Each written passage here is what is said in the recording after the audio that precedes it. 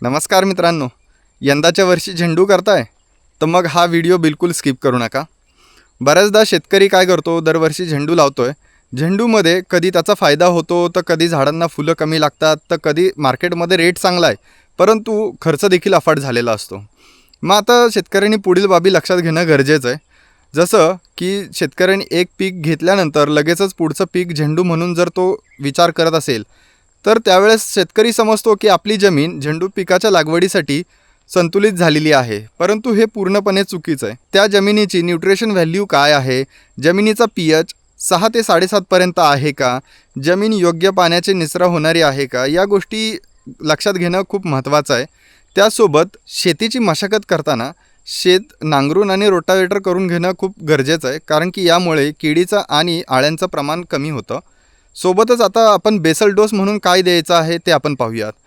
एकरी हे प्रमाण आहे, याच्यामध्ये तुम्ही शेणखत जे आहे ते 60 ट्रॉल्यापर्यंत तुम्ही शेणखत टाकू शकता। त्याच्यानंतर 400 किलो गांडूळ खत तुम्ही टाकू शकता। 200 लिटर पाण्यामधून तुम्ही जीवामृत ड्रिपच्या साह्याने देखील सुरुवातीला सोडू शकता। आणि त्याचबरोबर मायकोरायझा हे 5 किलो आणि ट्रायकोडर्मा हे 2 किलो, अशा पद्धतीने तुम्ही हे जे सगळ्या गोष्टी आहेत ते लागवडीच्या 10 ते 15 दिवस आधी करणं गरजेचं आहे। आणि ज्यावेळेस तुम्ही बेसल डोससाठी रासायनिक खतं टाकणार आहे त्याच्यामध्ये आपण काय टाकणार आहे ते आपण पाहूया। याच्यामध्ये सिंगल सुपर फॉस्फेट हे जे आहे ते 150 किलो तुम्ही एकरी टाकू शकता।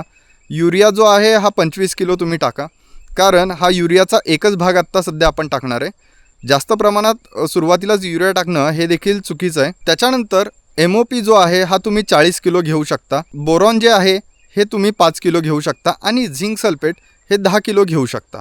अशा पद्धतीने जर का तुम्ही बेसल डोसचं जर नियोजन केलं तर सुरुवातीच्या काळामध्ये झेंडूचं पीक अतिशय चांगल्या पद्धतीने तुम्हाला आलेलं दिसेल। पुढच्या व्हिडिओमध्ये आपण झेंडूचे पुढचे शेड्यूल कशा पद्धतीने मॅनेज करणार आहे हे मी सांगणार आहे, तर नक्की हा व्हिडिओ जास्तीत जास्त लोकांपर्यंत पोहोचवा, जेणेकरून त्यांना देखील याचा फायदा होईल। धन्यवाद।